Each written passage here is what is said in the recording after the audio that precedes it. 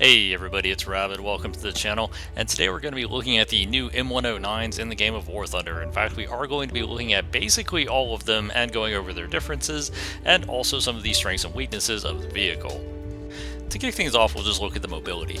The mobility of the M109 stock is okay, but once you get it spaded, it's pretty solid, at least for a 6.0 to 6.3 vehicle.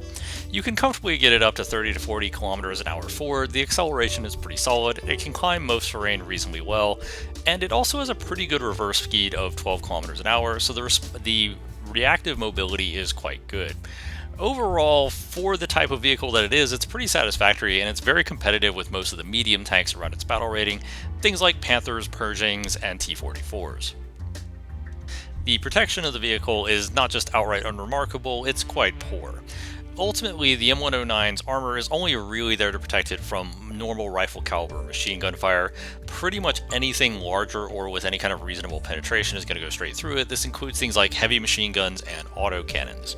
The vehicle does have a small amount of artificial survivability in that it is somewhat large and actually has a lot of crew at 6. So at the end of the day, it does survive hits a decent amount of the time, but it rarely survives hits fully intact and able to return fire, and anything with a fast-firing autocannon or heavy machine gun is going to give it serious problems. So ultimately, you can't realistically bait shots with it, and you probably shouldn't be playing it that aggressively. But occasionally you will survive, and especially if you have teammates around you, you can sometimes limp away from getting damaged. And of course, in protection, we do have to talk about one of our first differences between the M109 variants. The M109Gs used by both Italy and Germany have access to smoke grenade launchers that you can research and upgrade, and ultimately it will allow you to get out of some bad situations, so it is a pretty nice feature to have. But of course, the main event for a vehicle like this is going to be the cannon itself, the 155mm artillery piece. And the main shell, and the shell you start off with, the high explosive round, is generally your most effective round, so the stock grind with this vehicle isn't bad. You start with the best possible round. You also have access to a smoke round, which obviously does smoke round things, and you get access to a proximity fuse round. However, the artillery proximity fuse rounds got to change a few updates back where they no longer fuse on aircraft, or they don't fuse as easily on aircraft, so it doesn't have the anti-aircraft role that you could have previously done with some of the other artillery pieces, and honestly, the proximity fuse round is very questionably useful in most situations, so it's up to you whether or not you want to really take any of those out, or even bother using them or researching them all together.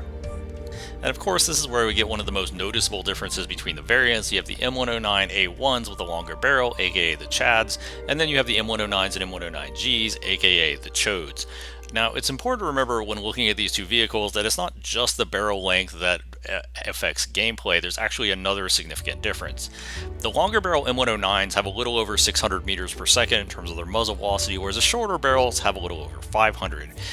100 meters per second isn't the biggest thing in the world when you start talking really high velocity shells, but when you're talking lower velocity shells like this, it is fairly noticeable, and you will notice that it is easier to land hits at longer distances with the longer barrel A1s than is the regular M109s.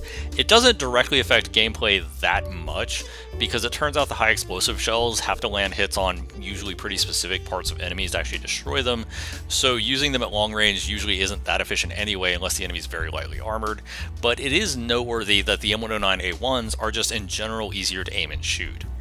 The other noticeable difference is that the M109A1s are considered to be auto-loaded and have a fixed 13.3 second reload. This is not all that fast, but it's not terrible. You can definitely work with it. However, the regular M109s have around an 18-second reload, but this can be modified by crew skills. If you have an ace crew, although I imagine most people aren't going to spend the resources getting an ace crew, you can get it down to basically the same reload as the A1s. If you just expert the crew, it ends up at about 14.2 seconds, so it's only a little slower. It's not too bad. However, the A1 will keep its reload no matter how few crew it has, whereas the other M109s will get significantly longer if you start suffering injured or killed crew. A 2 crewmen left M109 will be in significantly worse shape in terms of reload than a 2 crew left M109A1. Now, with derp guns, if you haven't actually used cannons like this before, your objective is to try and find any weak point in the armor that you can, no matter how harshly angled or how small it may be. because obviously you don't have a lot of penetration, but you do have a ton of damage. So if you can get these shells to go into the crew compartment in any capacity, it will basically overpressure and wipe out the entire crew. So this is the real issue with trying to use this if you're not very experienced, is just understanding where you're aiming or what is and is not a good shot. Now, by default, on basically every tank in the game, even some of the highest battle rating tanks, a direct hit to the turret roof, or usually the cupola, will result in a kill pretty consistently, so this is always a great shot. And the really useful part of this is there's going to be a lot of situations where the roof of the enemy tank is visible. It's one of those parts of the tank that it's very difficult to hide and still fire shots at the enemy, so that does give the M109s a pretty big advantage, especially if you're in some pretty awkward spots and you're not really sure like who's going to peek what. The other places that you kind of want to shoot is hitting the whole roof, and if the turret's set far enough back on the vehicle, you can hit the whole roof just by hitting the face of the turret. Common vehicles that you run into that you can do this with are Shermans, Panthers, Tigers, King Tigers. Simply hitting the left or right side of the turret on the side of the gun and not hitting the gun itself will detonate it right above the roof of the crew compartment and usually wipe out the entire crew. So it is a pretty consistent kill. And this also puts the shell pretty close to the turret ring, so a lot of times if you detonate it even a little low, you can hit the turret ring itself, and that will also generally wipe out the entire crew. Another place you can shoot a tank from the front, and this is especially useful on some of the casemate tank destroyers or some of the Russian tanks that have very forward-mounted turrets, is you can actually hit beneath the tank and knock the crew out. This is a bit of an inconsistent shot, it's kind of hard to do, and it's uncommon that this is your best possible shot, but it's important to remember that hitting underneath the tank with such a large high explosive mass can easily knock out most, if not all, vehicles in the game. From the side, usually you just want to hit the side of the turret anywhere, unless it's some of the Russian tanks that have particularly harsh slopes and a lot of armor on the side, in which case you still want to kind of be aiming for the roof. From the back, obviously you want to be hitting the back of the turret or any kind of cupolas or stuff on the turret roof, as simply hitting the engine deck will do basically nothing. Overall, while it sounds like I'm giving you some really specific instructions, it's very easy to find situations where you can hit these specific parts of enemy tanks. So it's not that difficult to find ways to hit enemies where you can outright destroy them, and a lot of enemies aren't really that aware of how to hide these specific weak points against these kind of derp guns because there just aren't that many of them in the matchmaker. There is one other small aspect of the firepower, and that's the pintle mounted weapon. All of the M109s have a pintle mounted weapon, most of them it is a 50 cal. The 50 cal is pretty useful against planes and also has some applications against light vehicles like Pumas or PT-76s that you'll see running around this battle rating. However, the German one only has an MG3, so it's only really useful against aircraft, and even then it doesn't really do that much damage to aircraft despite its high rate of fire. There's also another quirk of the M109 in that most of the crew are considered loaders and not commanders, and the machine gun is commander fired. There's also an oddity, and I'm not sure if this is correct, where one of the crew is also classified as a machine gunner despite that being the only machine gun on the vehicle. So if you lose really any of your crew, but it definitely if you lose two of your crew, you're going to lose access to that turret-mounted weapon, even though you kind of just have two loaders that are doing nothing, especially with the M109A1 model. So that is a little bit of an annoyance. Overall, if I had to pick a worst M109, it would definitely be the German M109G. Now, this does have the chode barrel, and it also has the pintle-mounted MG3 instead of the 50 cal, but those aren't the reasons why I'm putting it so low on the list. It's important to remember when running the M109s that whether or not you have the chode or chad barrel, and whether or not you have the pintle-mounted 50 cal or an MG3 or smoke grenades, they don't really affect your playstyle. It just lets you kind of sort of survive in very specific situations. Your playstyle will remain the same basically universally.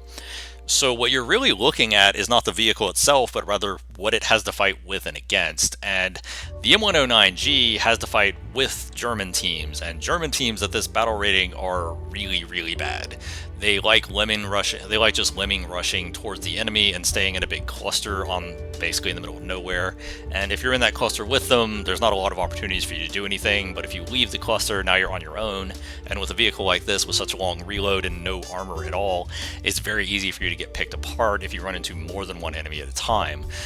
So overall, that really didn't help the M109G, but the other big problem was who it fights. The Russian tanks like the T-34s, the ISs, tend to have very forward-mounted turrets, so it's harder to find places to reliably take them out from the front. You usually have to aim for smaller shots like Coppolas, try to get underneath the vehicle, etc. Conversely, if you're fighting America, okay, the Americans are easy to take out, but all of the Americans have 50 cals and they will absolutely chew you to pieces. In fact, I died to 50 cals a lot more in the M109G than in basically every other M109 because Germany fights America so often. So the M109G ends up being the hardest to use, not because the M109G itself is necessarily that bad, but because the teams you're with aren't that great, and the enemies you're going up against are enemies that are particularly difficult to go up against. If you're going to get something like a Super Pershing that has a really long reload, even after it's already fired, as soon as you round the corner, they can just machine gun your gunner out, and then you're completely helpless. They'll just machine gun the rest of your crew and take you out. So this puts you in a really odd scenario when you're trying to fight these American heavies that you'll run into fairly often around this battle rating. The Italian M109G gets kind of an honorable mention here because it does get matched with Germany kind of often, but it's not quite as often or as bad, so I would broadly say it's a little better than the German M109G, but still not great. The British M109A1 I actually wouldn't rate that well, and part of this is a bit of an oddity with the matchmaker. Britain around these battle ratings seems to get paired with Germany a lot. I don't know why, but it just does, and whenever Britain's paired with Germany, it's usually fighting against USA, and then the 50 cal start becoming a big problem. But it is still a very capable vehicle, and it doesn't get the matchups into USA anywhere near as often as Germany does, so it's still pretty usable. The Israeli M109 gets paired with USA a lot, so you almost don't have to worry about 50 cals with it. It comes up every now and then, but isn't that much of a problem. So despite having some of the weaker characteristics, it has the chode gun, it doesn't have the smoke grenade launchers, it does still have the 50 cal, it still ends up being really good because you just don't have to fight the enemy that is the worst for the M109 to take on. And obviously, the nation that fights USA the least, America, has the best M109. So not only do they have a great matchmaker because they often fight Germany, which are the easiest tanks to deal with, they generally have long reloads, they don't have stabilized guns, they don't have heavy machine guns. But on top of that, you also have the Chad gun, you have the higher muzzle velocity, you have the shorter reload, you have the 50 cal. The American M109A1 ends up being amazing, partly because it is itself one of the better versions of 109, but also partly because the enemies it fights are usually pretty dopey. German map awareness is incredibly poor, and I noticed whole German teams would often just not notice I was there, despite the fact that I had already taken out their teammates, which does allow for the American M109 to just generally have better games than a lot of the rest of the M109s. I think it was ending at well over a 2-to-1 KD, like 60 or 70% win rate with it. It's just an amazing vehicle, it's a lot of fun, and it does bolster the US 6.3 lineup, especially after the Pershing got bumped up to 6.7. Overall, I really like the M109s. I think they're just fun, they're easy to use, and they're good, and they're not overpowered, which is a great combination to have. But let me know in the comments what your experience is with the M109s. What do you like about them? What do you not like about them? And of course, if you liked the video, please give a like and subscribe. I hope you enjoyed the video, hope you had fun. Have a nice day, everybody.